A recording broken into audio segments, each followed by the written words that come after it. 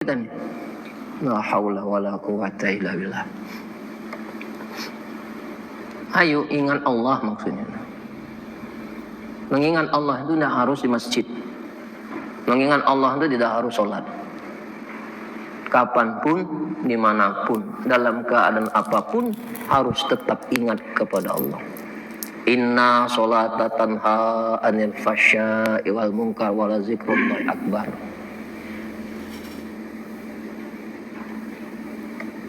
Sungguhnya sholat itu mencegah diri dari perbuatan keji dan mungkar. Ibadah yang paling utama itu mengingat Allah.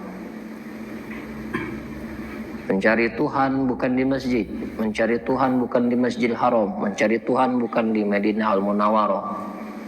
Cari Tuhan pada dirimu.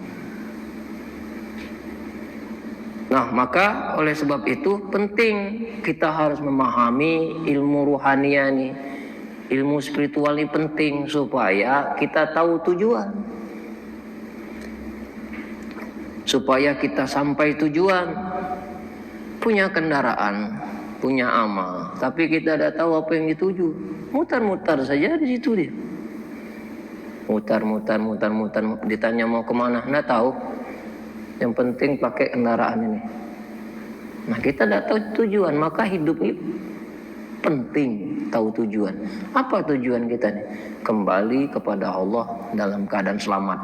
Tidak hanya kembali ketika mati. Kembalikan semua urusan itu mutlak hanya kepada Allah. Walillahi mulku samawati wal ard wa ilallahi turja'ul umur. Langit bumi beserta isinya itu milik dia, dan kembalikan semua urusannya kepada Allah. Kenapa? Kalau semua urusan itu dikembalikan kepada Allah, tidak ada yang tidak selesai. Tidak ada yang tidak dicukupi. Tidak ada yang sempit, semuanya lapang. Tidak ada yang buruk dalam pandangannya. Kenapa? Cintanya telah melebur dengan cintanya Allah. Kalau kita ini sudah jatuh cinta kepada Allah, tidak ada ujian tuh. Tidak ada bala, tidak ada musibah. Yang ada itu rahmat, yang ada itu syafaat,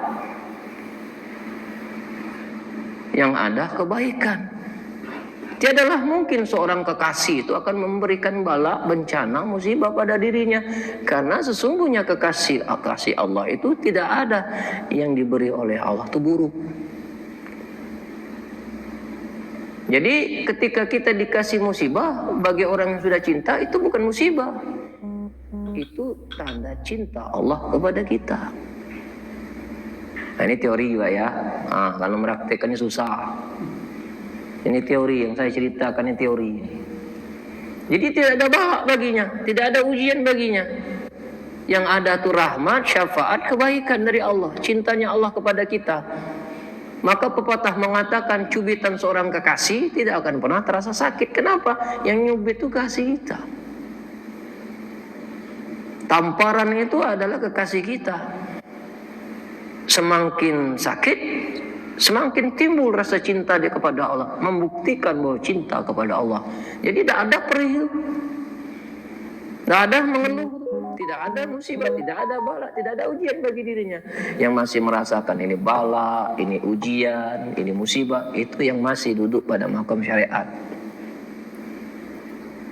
Dan bagi orang yang sudah duduk pada makam hakikat, tidak ada lagi itu semua.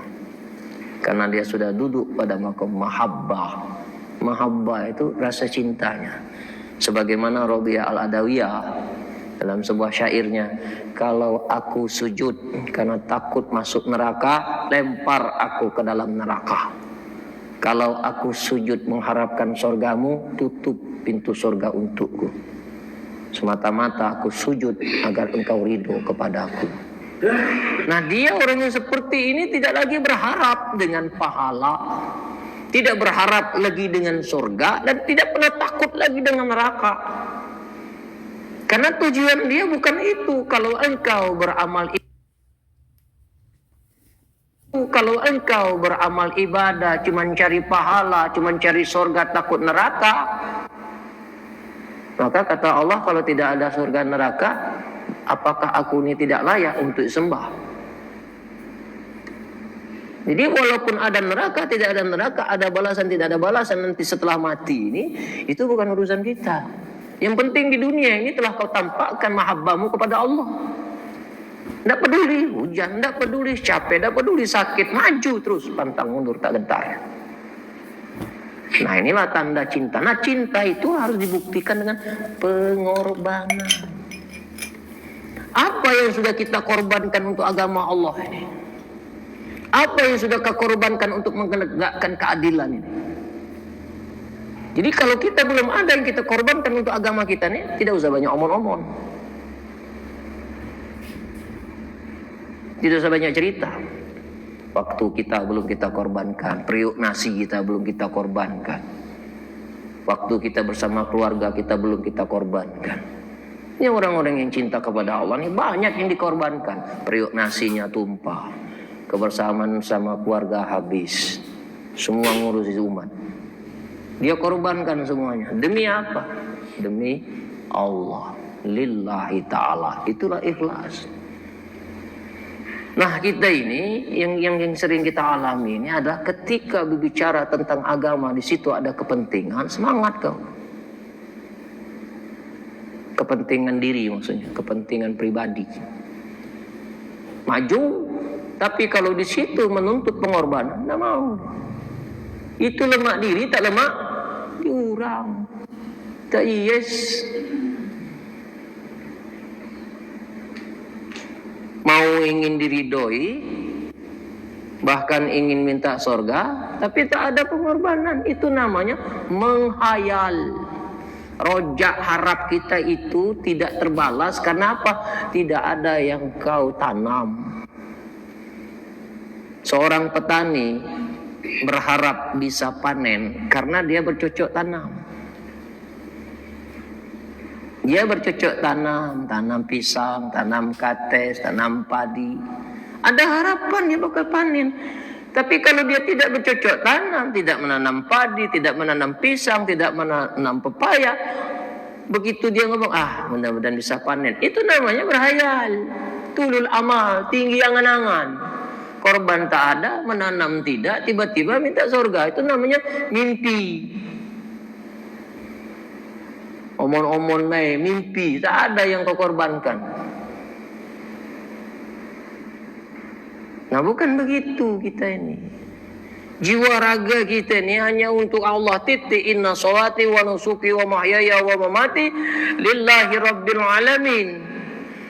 Sesungguhnya hidupku, ibadahku dan matiku itu semua dikarenakan Allah. Tidak ada lagi diri kita ini.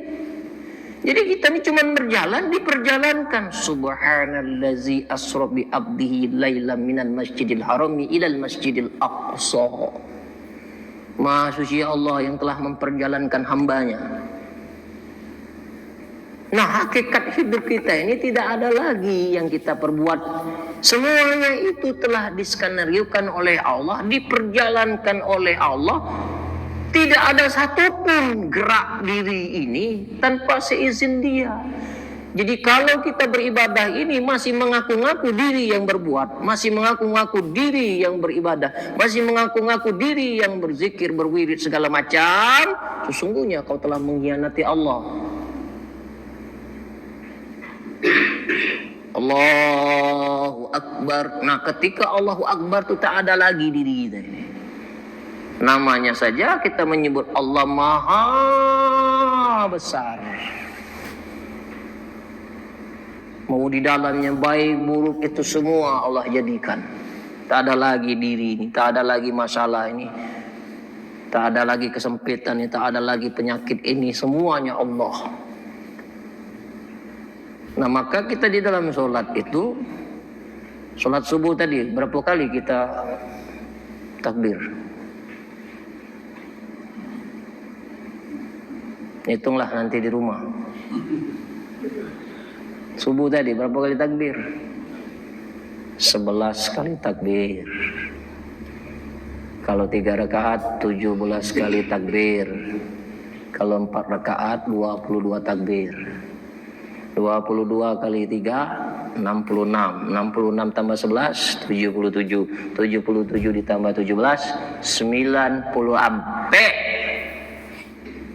Sehari semalam kita menyebut takbir itu. Kalikan berapa umur kita ini?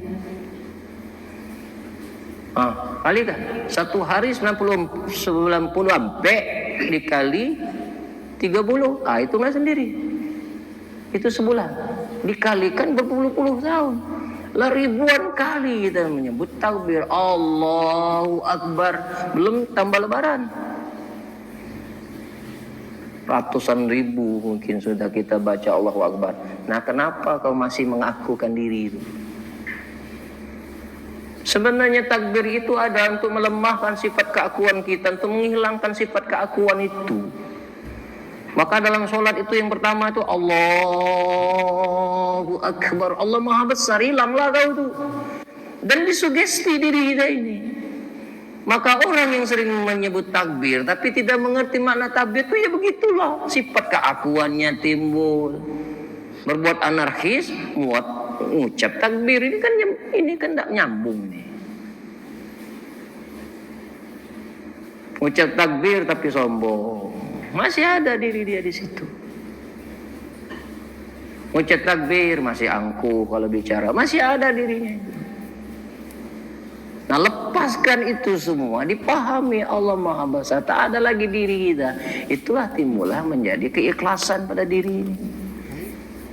Maka di dalam 7 sifat ma'ani, 20 sifat yang sering kita pelajari waktu belajar tauhid itu kan ada 7 sifat ma'ani itu. Itu titipan bukan milik kita. Qodrat, irodat, ilmun, haya,